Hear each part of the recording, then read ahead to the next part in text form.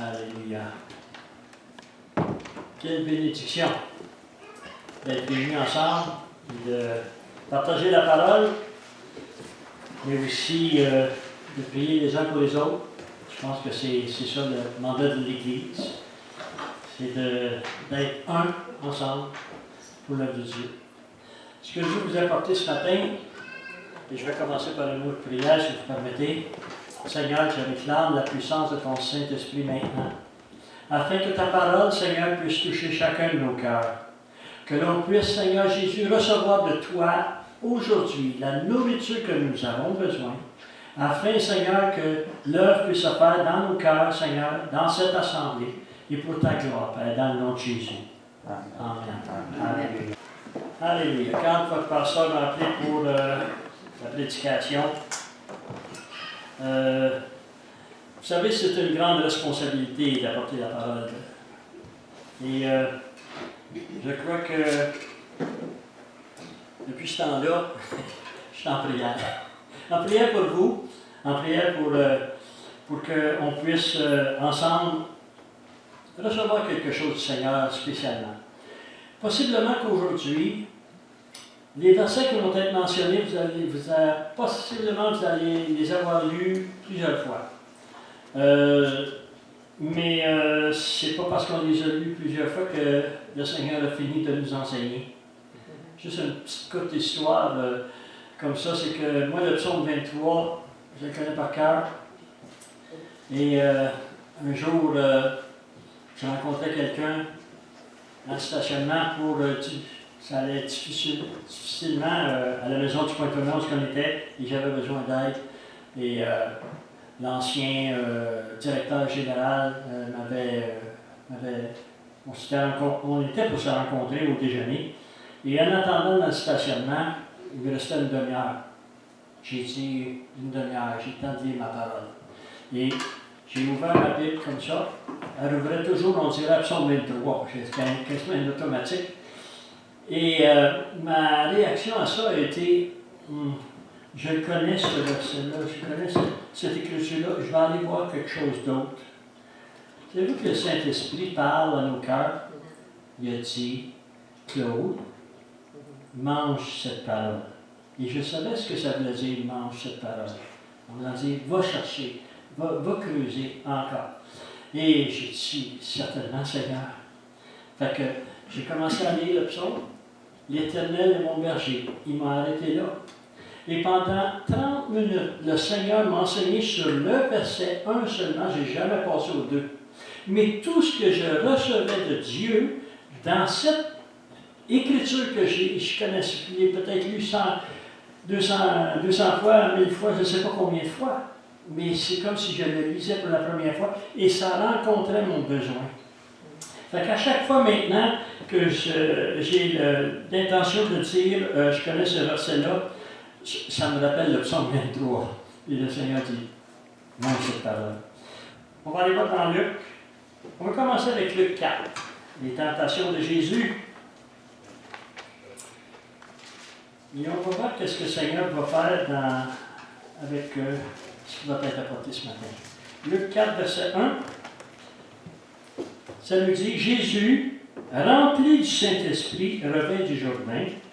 Il fut conduit par l'Esprit dans le désert. Et ça, c'est Jésus. Voyez-vous, Jésus n'est pas né avec tout ce qu'il avait. Il a fallu qu'il prenne vraiment une relation personnelle avec le Père pour arriver à faire ce qu'il avait à faire, c'est-à-dire se rendre jusqu'à la croix pour nous. Dans le verset 14, parce qu'il a passé les 40 jours dans le jeûne et en prière. Mais le verset 14 nous dit, Jésus revêtu de la puissance de l'Esprit. Et ça, c'est autre chose. Dans le sens que c'est là, le premier, quand il est rentré, il était rempli du Saint-Esprit. Maintenant, il était revêtu de la puissance du Saint-Esprit. Et ça a vraiment fait une différence, et dans ma vie aussi, parce que quand j'ai lu ça, moi j'aime, quand je lis la parole, et surtout les paroles où ce que Jésus est impliqué dans son ministère, je veux savoir comment il est fait. Qu'est-ce qu'il est allé chercher? Et ça a vraiment changé ma vie complètement. on va aller voir dans Marc, juste dans Marc 1. Parce que dans Marc 1, verset 17, ça c'est l'intention de Jésus ou du Père pour nous, pour chacun de nous. Jésus dit, « Suivez-moi et je ferai de vous des pêcheurs d'hommes. » Aussitôt, ils versèrent leur filet et le suivirent. Voyez-vous, on parle d'évangélisation souvent à travers les Gédéons et à travers d'autres ministères comme les familles chrétiens et plein de ministères que le Seigneur appointe. Mais voyez-vous, le Seigneur a comme but de nous amener à être des pêcheurs d'hommes. Et ça va passer, en réalité, ça va passer à travers le ministère d'évangélisation, d'annoncer sa parole.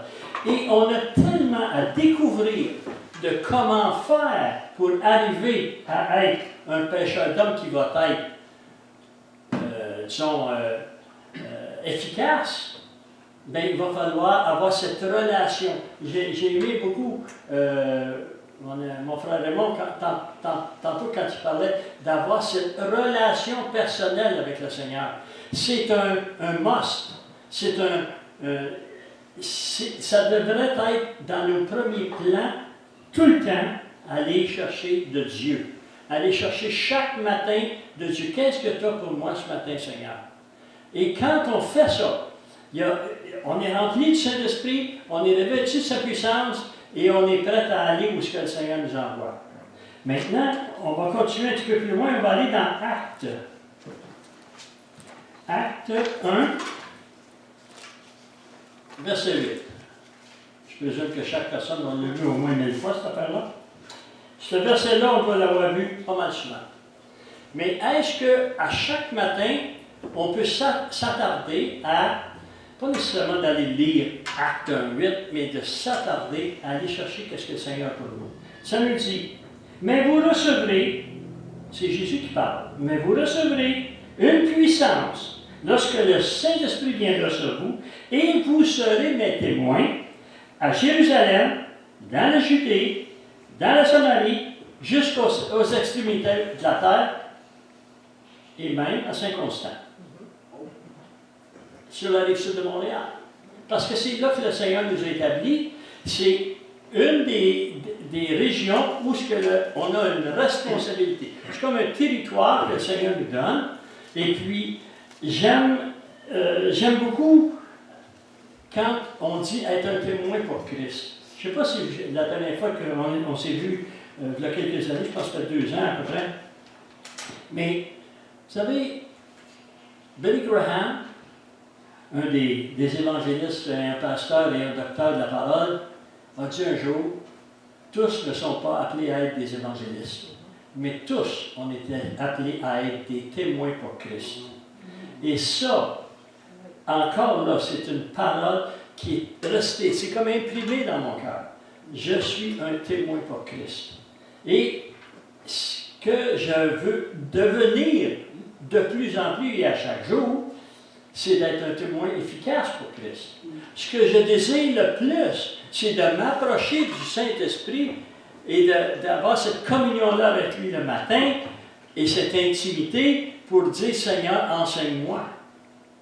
Je crois que plus on fait ça, plus on va être un témoin efficace. Plus ça ne sera pas une corvée d'aller évangéliser, ça ne devrait jamais l'être, mais ça va être amené à pousser vers. Et savez-vous qu'est-ce qu'il y a de beau dans ça? C'est que quand on est bien préparé, savez-vous que le Seigneur lui-même, le Saint-Esprit, va placer sur notre chemin à nous, dans la journée qui vient, dans les heures qui viennent, des personnes qui sont appointées par le Saint-Esprit pour être sur votre chemin afin que vous puissiez témoigner. Témoigner de son amour. Témoigner de ce qu'il a fait pour vous. Vous savez, des fois on dit, je ne sais pas comment aborder les personnes. Mais je crois que quand on est rempli du Saint-Esprit et on est revêtu de sa puissance, on dirait que la conversation va venir, ça va déborder. Ça ne sera pas la même chose d'un à l'autre. Pourquoi? Parce que la personne qui est sur notre chemin est différente de celle qui était là la dernière fois. C'est une nouvelle personne qui est là. Et on peut amener. Vous savez, une des choses que j'essaie de déterminer souvent, et je demande au Seigneur, même dans mon fort intérieur, c'est quoi le besoin de cette personne-là? Parce que le Seigneur la connaît, les besoins de la personne. Et possiblement qu'il veut les rencontrer à travers son corps. Mais son corps, c'est qui? C'est nous. Nous sommes le corps de Christ. Il est la tête. Quand j'ai... Vous savez, il y a tellement de prédications qui ont touché nos cœurs, mais quand j'ai su que, pour la première fois, peut-être 33 ans de ça, mais que Jésus avait un corps sur la terre, c'est nous. Il était la tête. La tête dit au corps quoi faire. Qu'est-ce qu'on doit s'attarder à dans nos prières, dans nos communions avec le Seigneur, dans notre relation personnelle avec lui? Seigneur, qu'est-ce que tu veux? Qu'est-ce que tu as pour moi aujourd'hui? Et le Seigneur répondra à coup sûr à cette personne. Vous savez, dans l'évangélisation, on peut prier. Moi, j'aime ça faire des expériences avec le Seigneur. Je ne sais pas si ça doit être bon faire des expériences avec le Seigneur. Et puis, je me rappelle d'une fois, j'étais jeune sauvé, quelques mois seulement. Et j'étais dans ma chambre. Puis je disais, Seigneur, moi je voulais parler même si je n'avais même pas lu le Nouveau Testament. Moi, avant de connaître le Seigneur, je n'ai jamais lu Jean 3,16, puis je ne savais même pas qu'il y avait un Nouveau et un Ancien Testament. Fait que là, je suis parti de loin pas mal. Mais avec des bons enseignements de mon pasteur et des personnes alentour, et puis directement à travers la parole de Dieu, ça n'a pas pris longtemps. Et puis je demandais, Seigneur, mets quelqu'un sur mon chemin, aujourd'hui, que je puisse témoigner de toi. Je vous mets au défi de faire ça demain, cette semaine. Seigneur, je te demande, mets quelqu'un sur mon chemin que je puisse témoigner de toi. Et savez-vous quoi? Il va le faire à coup sûr. Parce que c'est le but premier de Dieu, d'être un pécheur d'homme, d'être quelqu'un qui va parler de Dieu, qui va parler de ce qui était fait en moi. Et je me rappelle, je m'étais relevé de ma prière après avoir fait ça, il était 7 heures le matin peut-être. Et dans ce temps-là, je ne connaissais pas Micheline, je n'étais pas marié encore.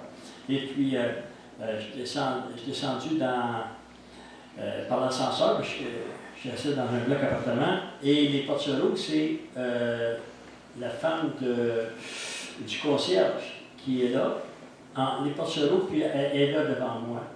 Et puis, elle me dit, « Bonjour, M. Carpentier, vous voulez me parler? » Je dis, « Non. » Elle dit, « Vous êtes sûr que vous ne voulez pas me parler? » Mais j'ai dit, « Non, tout va bien dans mon logement. » Non, ça va bien.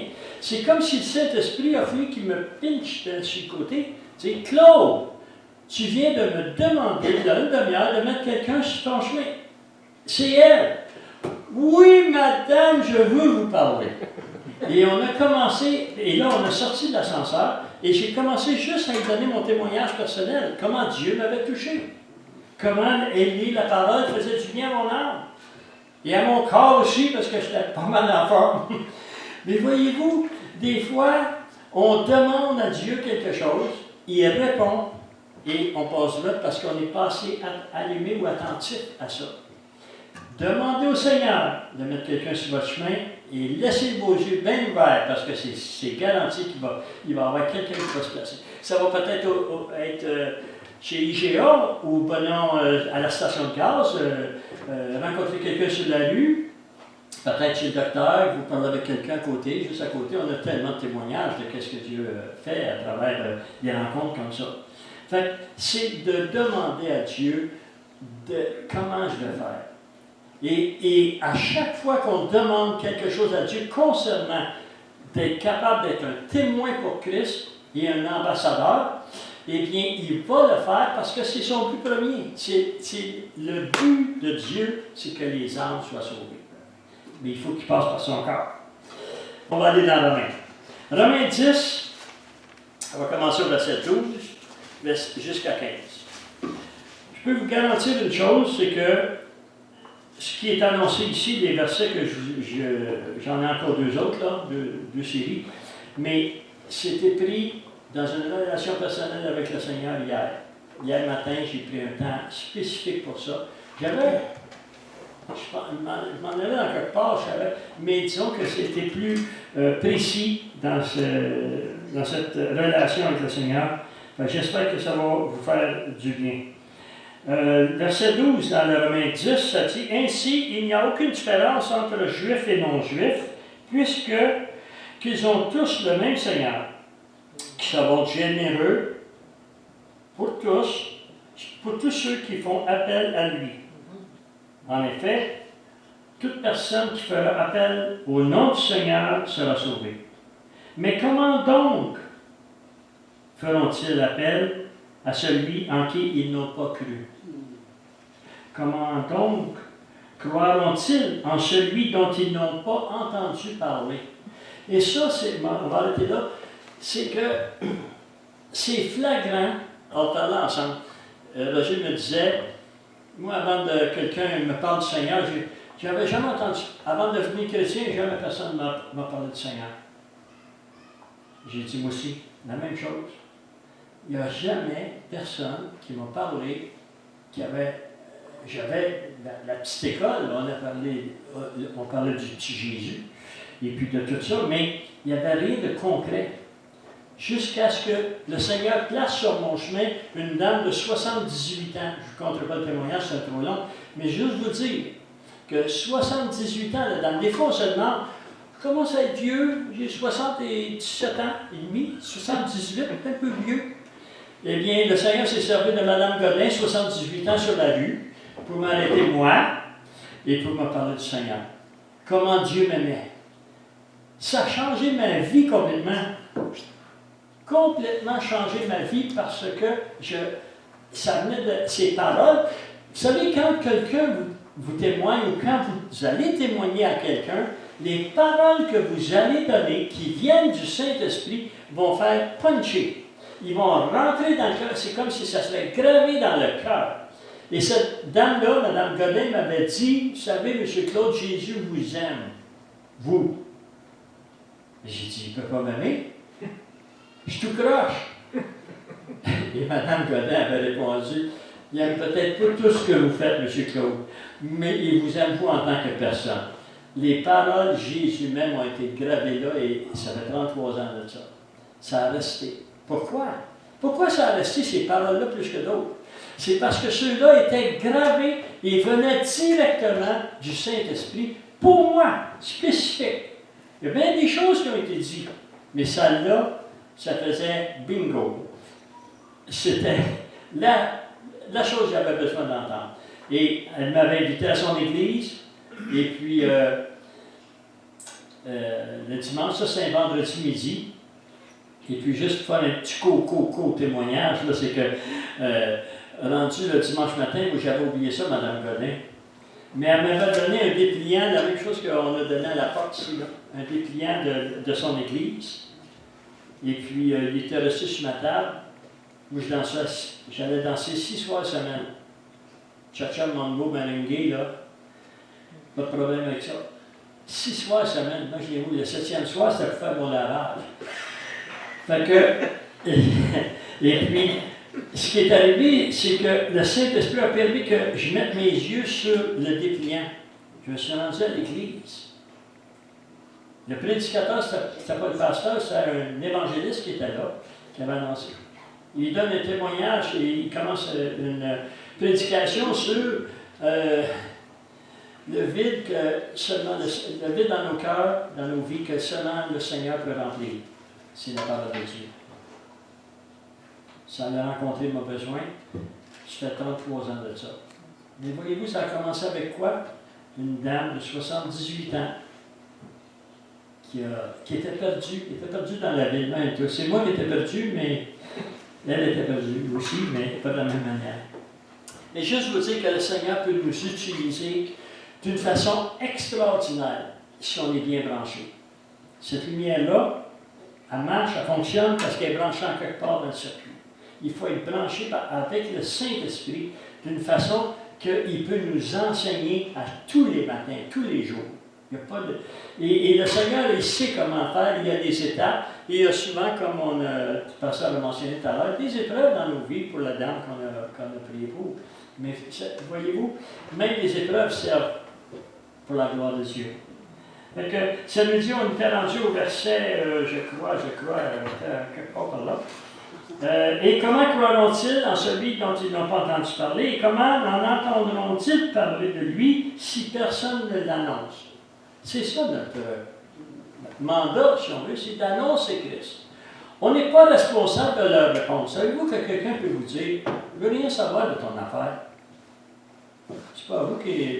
on ne parle pas ici que ça doit nous affecter, nous. Moi, je suis là comme annoncer Christ.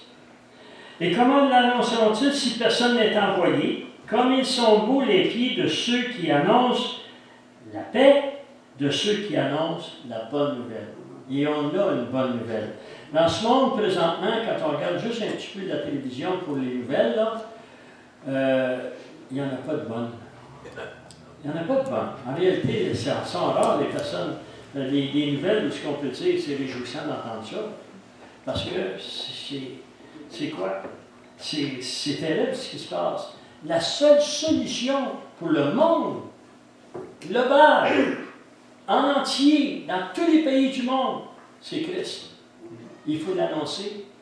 Qu'est-ce que Dieu a fait dans ma vie à moi que je peux le témoigner avec quelqu'un que le Seigneur met sur mon chemin? Peut-être qu'il vous a guéri. Est-ce qu'il y a des personnes ici qui ont déjà été guéries par le Seigneur? Hein? Il y en a plusieurs. Combien de personnes ont été délivrées de quelque chose? Vous pouvez témoigner. Vous avez été délivrés, c'est lui qui l'a fait. Et aujourd'hui, vous n'êtes plus avec cet esclavage de je ne sais pas quoi, mais on a plus ça à cause de Christ. On peut le témoigner. On peut témoigner d'une paix à l'intérieur ou d'une joie, comme mon frère Raymond tantôt. Une joie excitante. On devrait être excité. Pas seulement dimanche matin, on devrait être excité tout le temps. Je suis sauvé, alléluia! Praise God! On devrait être excité, c'est une bonne nouvelle. Et on doit la partager, on ne peut pas la garder. Regardez bien, pour les femmes ici qui ont eu le bébé, même le papa aussi, qui ont été participants, quand vous avez un nouveau arrivant, hein, un petit bébé qui vient de venir au monde, vous voulez que tout le monde sache, oh, mon ami, hey, un beau bébé, 7 livres et 3 onces. En santé, il y a même des cheveux. Là, vous commencez à décrire. Pourquoi? Parce que c'est une bonne nouvelle. Vous voulez la partager aux autres. Mais la bonne nouvelle, c'est que Christ vous a sauvé. Christ vous a béni de sa présence. Allons donc le partager. On finit avec 2 Corinthiens. 2 Corinthiens 5, verset 17. On va aller jusqu'à 20. On va le lire tranquillement. Si quelqu'un est en Christ, il est une nouvelle créature, une nouvelle création. Les choses anciennes sont passées, voici toutes choses sont devenues nouvelles. C'est une bonne nouvelle, ça? Rappelez-vous, juste s'arrêter 2 secondes pour dire, juste pour penser. Juste on va dire quelques années avant de connaître le Seigneur. Comment c'était notre vie? Comment notre vie était juste avant de connaître le Seigneur? Il n'y avait pas grand-chose de réjouissant. Même quand vous aviez du fun, là, parce que moi j'en ai eu beaucoup de fun, mais c'était vide. Ça n'avait aucune valeur. Zéro. Les choses anciennes sont passées. Voici, toutes choses sont devenues nouvelles. Et c'est ceux-là que je veux vivre jusqu'à ce que le Seigneur vienne me chercher. Je veux vivre cette relation avec le Seigneur. Mais c'est une grâce de Dieu. Personne ne méritait ça. En réalité, ce qu'on méritait, c'était le ditch. On ne méritait pas rien de ça. Mais par grâce, le Seigneur est venu nous chercher et puis il nous a donné un avenir. Et tout cela vient de Dieu qui nous a réconciliés avec lui par Jésus-Christ. Et écoutez bien ça, vous l'avez sûrement lu pas mal souvent, et qui nous a donné le ministère de réconciliation. Le ministère de réconciliation doit, si on veut, imprégner nos vies, chercher qui a besoin d'entendre qu'est-ce que Dieu a fait pour vous dans votre vie. Réconcilier le monde avec Dieu. Y a-t-il plus grand ministère que ça? Y a-t-il plus grande joie que d'amener une personne au Seigneur, ou même pas ça, juste de parler de Dieu? On va parler tantôt, je vérifie l'heure parce que Micheline, on va faire le ministère ensemble comme d'habitude, mais on va parler du CHSLD. Le ministère qu'on fait aux personnes âgées. Je vous dis, là, c'est vraiment, il faut que ça soit le Seigneur parce qu'il y a des choses qui se passent là, c'est impossible, mais il ne faut pas rentrer dans ça tout de suite parce que j'arrêterai plus. Il nous a réconciliés avec lui, il nous a donné la parole de réconciliation. Nous sommes donc les ambassadeurs de Christ. Nous sommes donc les ambassadeurs de Christ. Qu'est-ce que vous penseriez d'un ambassadeur qui reste dans son, qui est, je ne sais pas, on va dire en France ou n'importe quel autre pays, et puis qui resterait dans son beau logement, payé par le gouvernement du Québec ou du Canada, et puis qui sortirait pas? Qui ne parlerait pas, il n'irait pas dans des endroits où il va rencontrer d'autres personnes pour parler du Québec ou du Canada. Vous direz, mais il ne fait pas son ouvrage, le gars-là. Hein? Vraiment, il ne fait pas ça. Mais le Seigneur nous demande d'être un ambassadeur pour lui. Et il nous équipe. Vous savez, il n'est pas comme quelqu'un qui va envoyer quelqu'un dans un pays et dit arrange-toi avec ça. On est dans un ambassadeur où on est équipé pour produire ce qu'on doit produire pour que l'œuvre de Dieu avance, pour que le royaume des cieux descende sur la terre. C'est un mandat qu'on a. Et il faut le prendre au sérieux. Et même si des fois, on dit, je ne sais pas comment faire. Moi, là, je ne sais pas tout comment faire non plus. Je vais vous dire franchement, j'apprends des fois sur le tas, ou j'apprends jour après jour. Mais quand je ne sais pas quoi faire, je dis, Seigneur, qu'est-ce que je vais faire avec ça? Comment tu veux que je fasse? Viens m'aider, Seigneur, pour que je puisse être un témoin efficace. Et quand on demande à Dieu, viens m'aider, viens m'apprendre. Savez-vous ce que ça veut dire, un disciple? Un disciple, c'est un étudiant. Ça veut dire un étudiant. On est un étudiant. Que le Seigneur va mettre en nous les capacités pour grandir dans ça. Les disciples n'ont pas commencé, les 12 apôtres n'ont pas commencé apôtres, ils ont commencé avec des disciples. Et puis ils ont appris, puis ils ont appris, puis ils ont appris. Puis rendu 3 ans et demi après, quand le maître est parti, il était rempli du Saint-Esprit, il a commencé un ministère. Le ministère, mais il n'y avait pas d'instruction. Il y avait l'instruction qui venait d'en haut. Pas d'autre chose que ça, là. Fait qu'on est dans le même bateau, si on veut dire, et on demande au Seigneur. Regardez bien, avant de passer à d'autres choses, je vais vous témoigner un court témoignage qui s'est passé, pas la semaine passée ou le 10 ans, hier. Hier matin, mon épouse et moi, on était dans le salon et on jasait. Et puis, ça cogne à la porte chez nous. C'était une jeune dame qui reste, nous autres, on habite un condo.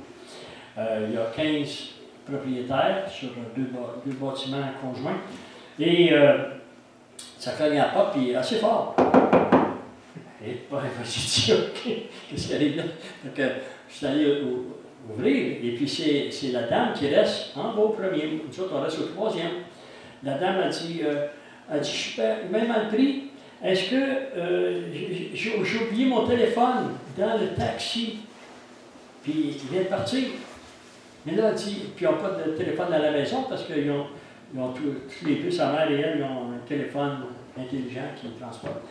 Et puis, elle dit, est-ce que je peux emprunter votre téléphone pour appeler là-bas, pour que le chauffeur puisse revenir me porter mon appareil? Et j'ai dit, ben oui. Elle signale, puis plusieurs fois qu'elle a signalé, puis ça ne fonctionnait jamais. Même qu'elle se faisait raccrocher la ligne au nez pour ça. Puis, parce qu'elle appelait le dispatcher. Fait que là, J'étais dans le salon avec elle, puis là, elle commençait à être découragée pas mal. Parce que pour elle, c'était important. Le téléphone, pour certaines personnes, surtout à bas âge, c'est une jeune femme, fait que c'est important pour elle. Et puis, moi, j'étais dans le salon avec mon épouse, puis là, le Saint-Esprit me demande, met dans mon cœur de prier. Prie pour qu'elle puisse retrouver son téléphone. J'ai dit Seigneur, et je prie. Je voulais qu'elle entende. Vous savez, des fois, on veut prier, puis on veut quasiment se cacher dans le garde-robe pour pas que les personnes entendent qu'on prie. Mais si on veut être témoin pour Christ, des fois, la meilleure chose, c'est de prier quand elle est là, puis assez fort pour qu'elle entende. J'ai dit, Seigneur, je te remercie, Seigneur, que tu donnes le moyen et la façon que le téléphone puisse revenir à cette dame. Je te demande, Seigneur Jésus, trouve le moyen, fais en sorte, Seigneur, qu'elle ait son téléphone le plus rapidement possible dans les meilleurs délais. Amen. Elle entend la prière. Elle ne croit pas nécessairement. Je vous dis, ça va pas de l'air, parce que j'ai déjà témoigné, puis c'est un petit peu difficile. Mais c'est pas grave, c'est pas parce qu'une personne a dit non il y a 10 ans qu'on est obligé de laisser tomber. Et là, après avoir prié comme ça, là, tout à coup, elle a réussi, c'est un addon, sûrement un addon terrible, qu'elle a réussi à avoir de la ligne, qu'elle peut parler avec la dispatcher. Elle dit, je vais essayer de rejoindre la personne. Fait que là, elle est toute bien contente. Fait que, elle dit, OK, elle dit, va descendre en bas. Ils ont ton numéro, s'ils appellent, tu viendras me chercher. 15 minutes après, 20 minutes peut-être, le téléphone sonne. C'est le chauffeur de taxi qui est juste devant notre porte, dans son véhicule, et puis qui attend que la personne qui a perdu son téléphone vienne le chercher à l'auto. Fait que je descends avec mon appareil, je descends en bas, je dis, Véronique, habille-toi, va chercher ton téléphone. Il était, ah! Là, elle était toute surpris. Mais voyez-vous, on avait prié pour. Le Seigneur a accompli ça. Tu sais, ça aurait pu être perdu, ça aurait pu être vraiment désastreux pour elle parce qu'elle commençait vraiment à paniquer. Et elle m'a remercié au moins combien de fois? Au moins 25 fois certains. Tellement qu'elle était contente.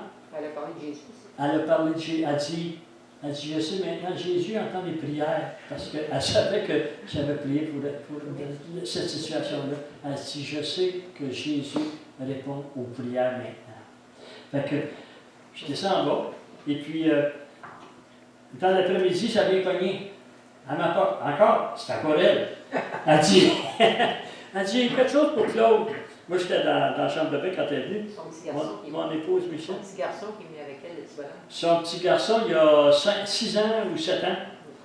Fait que, il m'a écrit une belle lettre comme ça. Ça dit, merci Claude. Il a dit merci Michel et Claude. Il a dit merci Claude. Je rouvre en dedans. Il y a un cœur. Ça, c'est lui qui a dessiné ça, le jeune. Et c'est marqué dans son écriture à lui, d'un enfant de 6 ans, merci d'avoir aidé ma maman, Alexis. Là, c'est comme moi, là, c'était comme. Savez-vous comment j'ai pris ça? J'ai pris ça comme si Dieu, le Saint-Esprit, voulait me donner un message, puis il m'aurait dit à moi, merci Claude d'avoir aidé cette dame-là. Je te remercie d'avoir obéi à la prière. Et ça, je vous dis, là, c'est pas pour rien que je la porte un matin, parce que j'ai dit, je pense que je vais la garder celle-là. Parce que quand on fait les choses pour le Seigneur s'arrange toujours pour nous bénir avec quelque chose de spécial. Pour moi, ça, c'est spécial. Pour bien du monde, ça passerait comme, ben non, c'est rien ça, une petite carte des Caïns, un jeune homme, là. Non.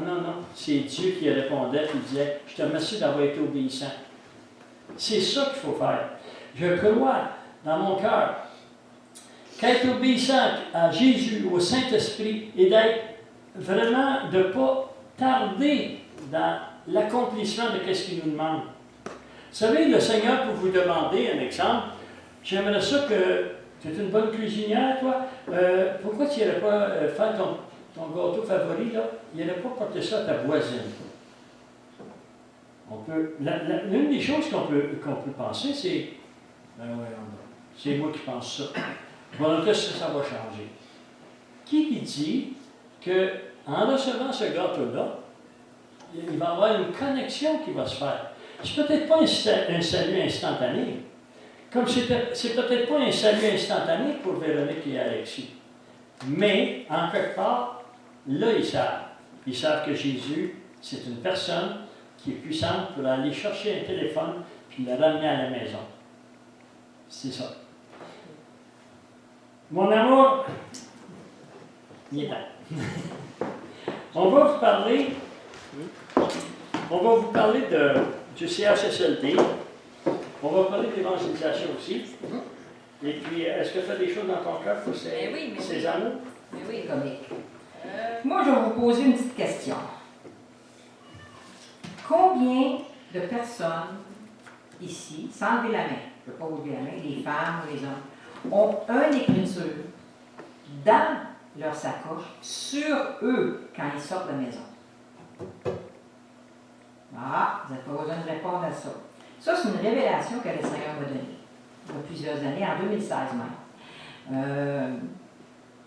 Parce que moi, je ne suis pas un évangéliste pur laine. Moi, je aller dans les rues, puis je l'ai fait. Je suis allée dans les rues, j'allais dans les maisons, bon, on faisait des évangélisations porte à porte. Mais c'était toujours difficile pour moi. Je n'étais pas à l'aise dans ça, d'aller directement vers les gens vite, là, pour parler du Seigneur.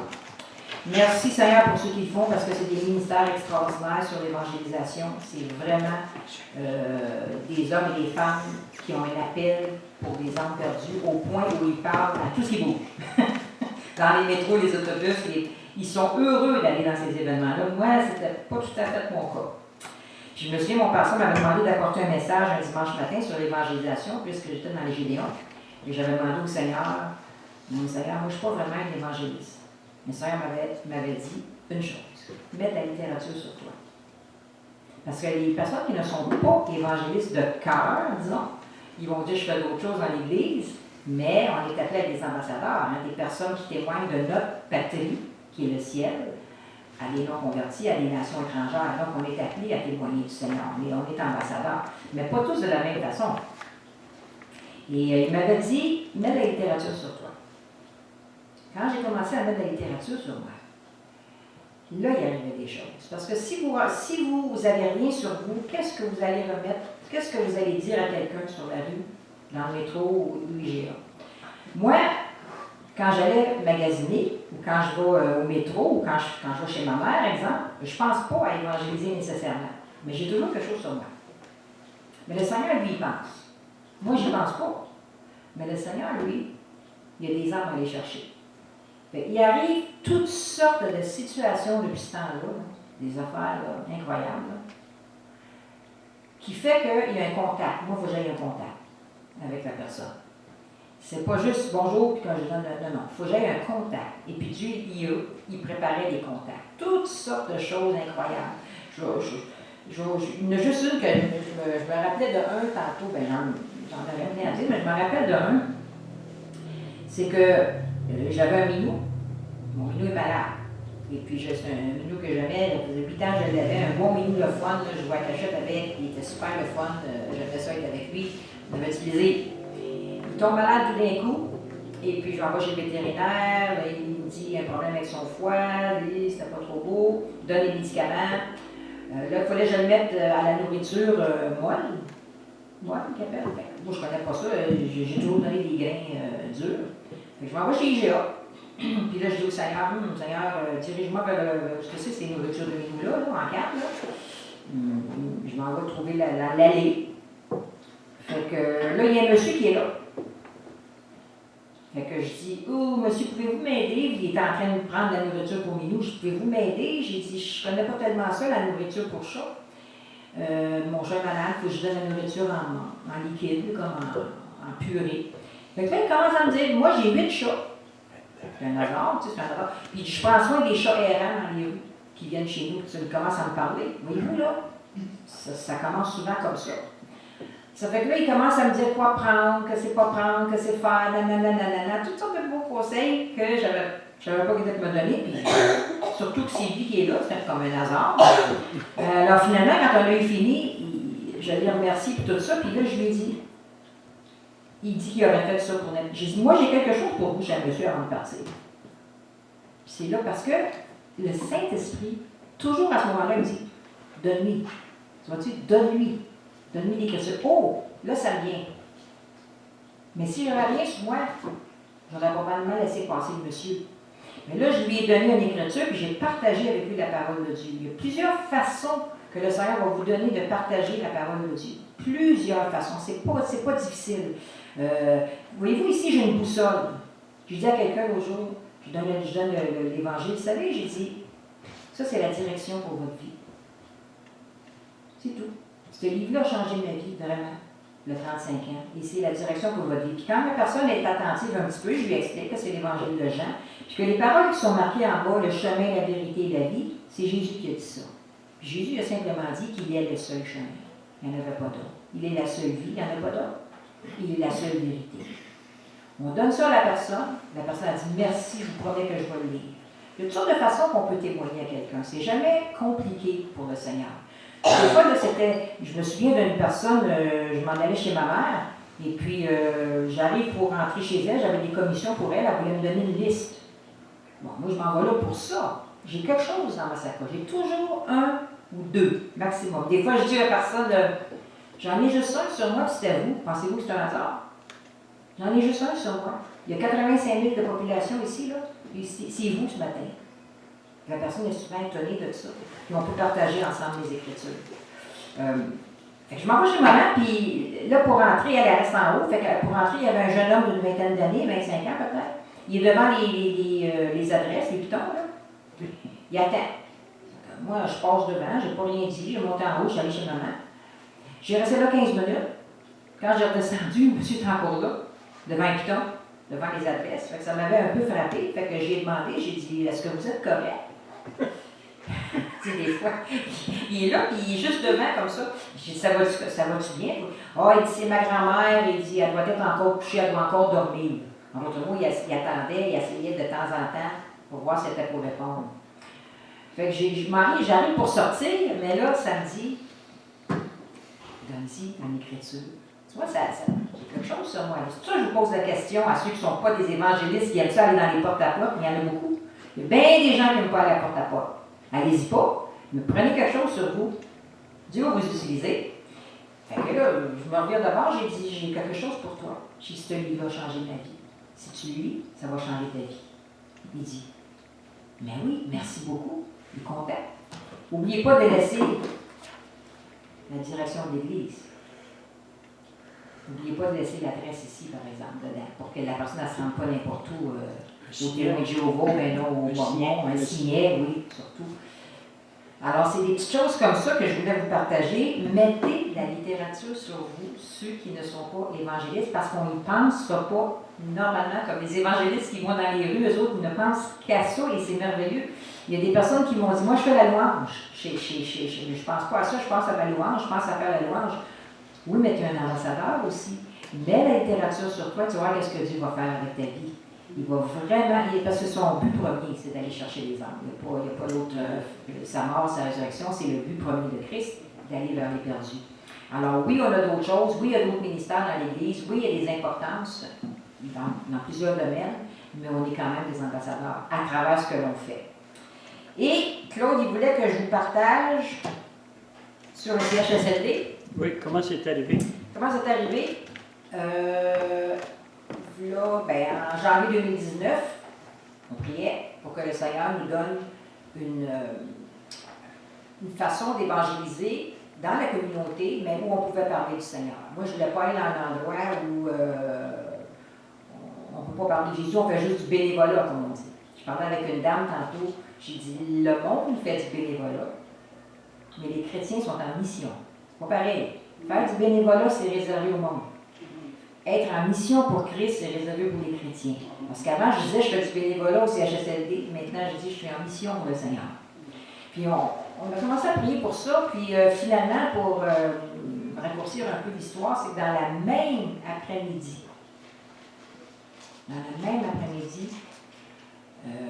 gauche de chez nous, au bord de la 30, c'est à peu près 2 minutes en auto, 2-3 minutes en auto. Nous autres, on ne va jamais ce côté-là, on va toujours de l'autre bord. On va toujours vers Longueuil. Mais là, ce fois-là, on voulait aller chercher des noix chez Arachide Dépôt, fait qu'on passe. Là, il y a une grosse bâtisse à droite, un gros panneau. Puis sur le gros panneau, c'est marqué CHSLD, ouverture automne 2018. Là, on est en janvier 2019. Le Seigneur y a répondu quand même assez vite. Le matin, on a prié, l'après-midi, on voit ça. Ah, ça nous a frappé, fait qu'on est allé au mois, puis quand on est revenu des arachides, on a arrêté. Là, ils ont fait une petite enquête, naturellement, pour voir si on était correct, pour pouvoir rentrer là. Et puis, on a été acceptés comme bénévoles au CHSLD. Ce qui est un peu particulier dans cette place-là, c'est que la personne, le récréologue qui nous a reçus, qui nous a acceptés, est un athée qui il croit en un Dieu différent de nous, disons. Et il nous laisse aller témoigner aux gens. Il a même, pas seulement qu'il nous laisse aller, mais des fois, je me promenais avec des personnes dans le corridor, puis il me disait, Micheline, chante un chant de ton église. Je chantais des chants de mon église. Il me disait, il y a des personnes qui ne vont pas bien, est-ce que vous iriez les voir? Il y a des personnes qui ne vont pas bien dans les chambres, ils savent. On a commencé tranquillement à faire des activités, faire des sortes de jeux avec eux, apprendre à les connaître. Maintenant, il y a, sur leur calendrier, c'est marqué journée pastorale. Ça, c'est moi qui Claude. On a une journée planifiée même par eux autres pour faire la pastorale avec les gens qui ont besoin. Ça, c'est le Seigneur. Là. Je vous dis, là, parce que dans les centres, habituellement, ils ne veulent pas qu'on parle de religion. Ils ne veulent pas. Ils le spécifient. Tandis que là, c'est le contraire qui arrive. Il y a à peu près une 60aine de personnes qui ont donné leur vie à Jésus. Ça, c'est Dieu, ça. Quand on demande au Seigneur, est-ce qu'il y a quelque chose que tu veux que je fasse dans la communauté, puis moi j'ai dit, je ne veux pas y aller juste pour faire du bénévolat. Je veux être capable de parler de toi. Alors, Dieu ouvre les portes à ce moment-là, mais il faut lui demander pour que le Seigneur puisse le faire. Bien?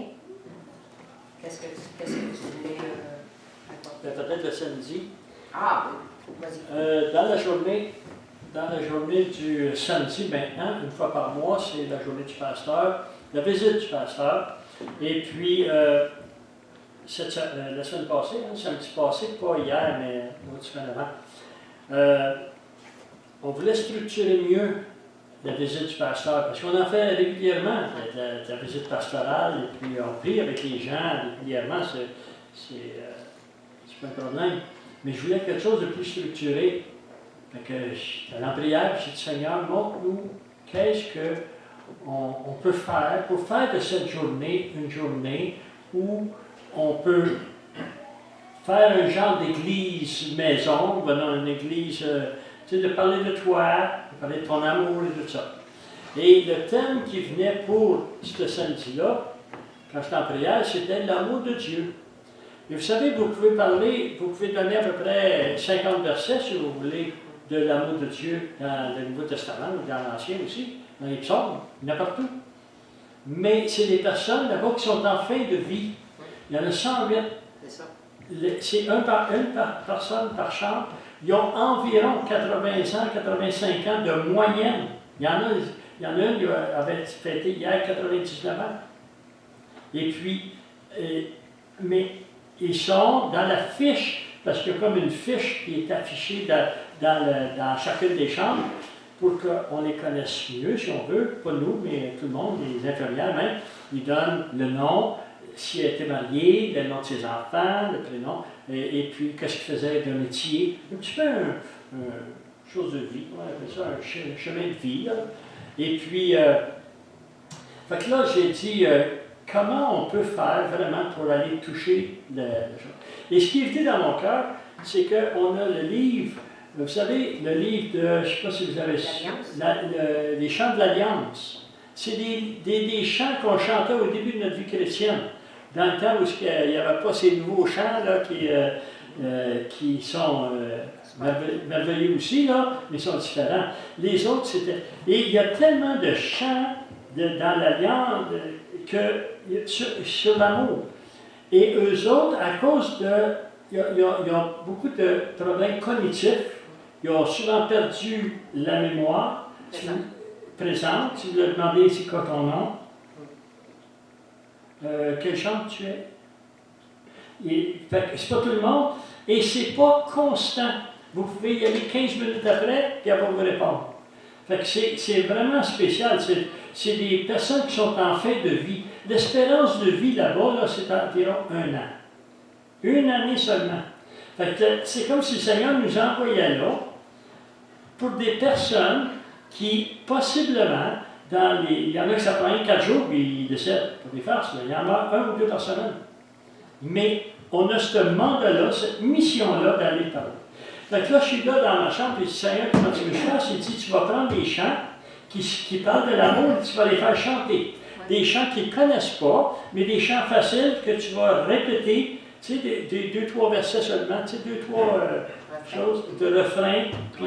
Et là, j'ai dit, OK, on va faire un essai. Et puis là, je m'en vais dans la salle à manger, puis j'étais appelé à parler avec quelqu'un, une personne. Tout à coup, dans cette chose-là, dans ce territoire-là, dans ce département-là, il y a 15 personnes. C'est les plus maganés, si on veut, dans le sens. Et puis, là, je commence à parler avec une, juste comment ça va, puis, et puis là, il y a une autre personne qui vient se pointer là. Ben, j'ai dit, assis-toi. 1 minute après, il y en a un autre qui arrive. Et assis-toi. Là, on est rendu 6 résidents avec moi qui commencent à parler. Puis j'ai commencé à parler de l'amour de Dieu. Puis j'ai dit, on va revenir. On va revenir samedi, en parlant de ça, et on va faire des chants. Est-ce que vous êtes d'accord avec ça? Oui! Ils sont des catholiques non pratiquants, mais si vous parlez de Jésus, ils vont vous écouter. C'est drôle à dire, hein? Des fois, le monde, si vous parlez de Jésus, il va rien savoir. Ces personnes-là, ils ont été enseignées, si on veut, par la religion. Ils ont fait toutes leurs études souvent dans ça. Mais c'est pour dire que là, il en est arrivé 10 personnes de cette journée-là. Et on a, puis ils étaient participants. C'était participants là, au chant. Ils essayaient de les apprendre. Puis ils ont des mémoires quand même hein, sur le présent. Là. Ils commençaient à parler de l'amour de Dieu. Ils chantaient l'amour de Dieu, l'amour de Dieu. Puis là, ils chantaient les paroles qu'on avait déjà enseignées. Une chose qui est importante, c'est que ceux qui ont des problèmes cognitifs de la parole, dans le cerveau, il y a un côté du cerveau, c'est sur la parole, sur ce qu'on dit, puis un autre côté du cerveau, c'est les chants, c'est pas à la même place. Ils vont se souvenir des chants, mais pas nécessairement des paroles.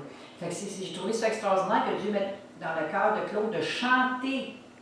Car Dieu a tant aimé le monde, il a donné son Fils unique, afin que quiconque croit en lui ne périsse point, mais qu'il ait la vie.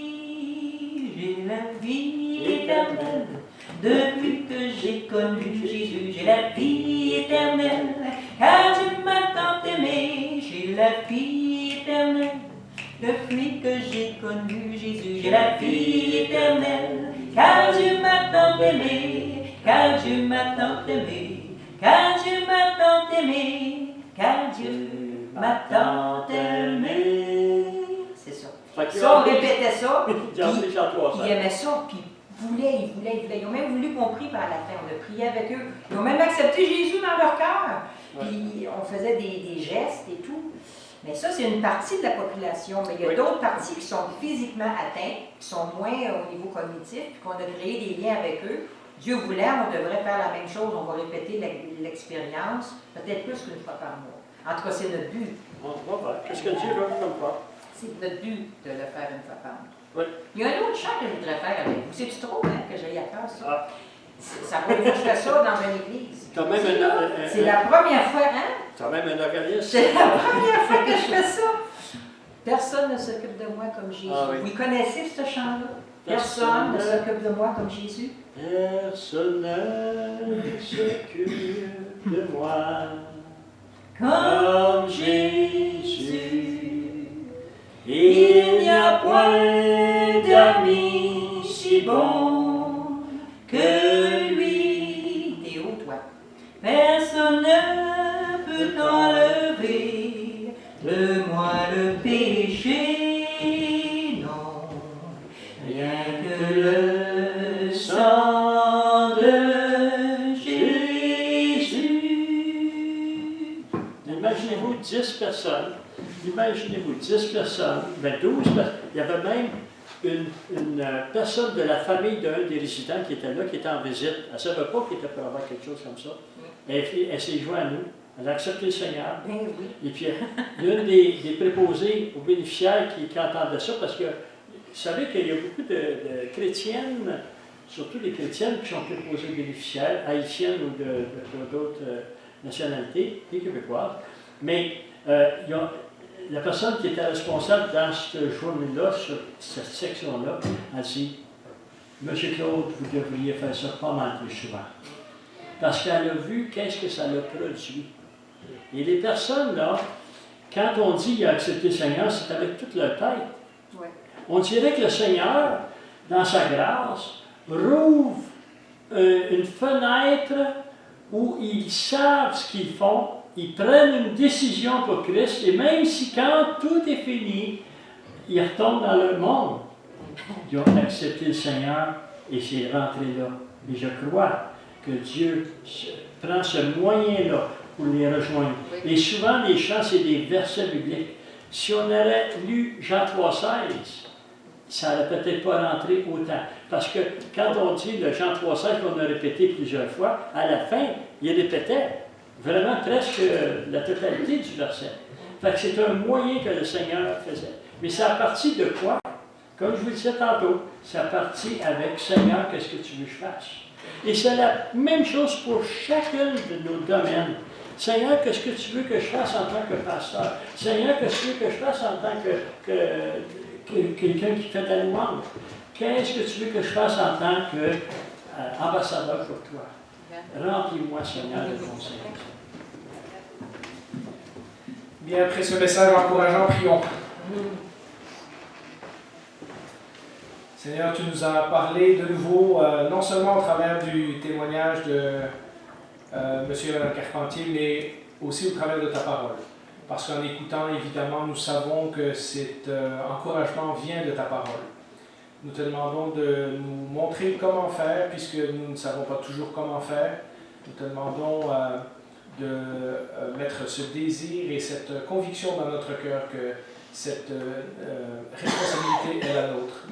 Au travers de nos rencontres au magasin, dans notre entourage, nos familles, nos voisins, nous avons plein de gens à qui nous pouvons témoigner. Nous te demandons que ce message ne fasse pas son effet simplement aujourd'hui et que demain il soit oublié, mais que tu allumes cette flamme dans notre cœur pour que nous puissions continuer de toutes les façons, et plusieurs d'entre nous le font déjà, mais de toutes les façons, d'être des ambassadeurs tels que tu l'as demandé dans ta parole.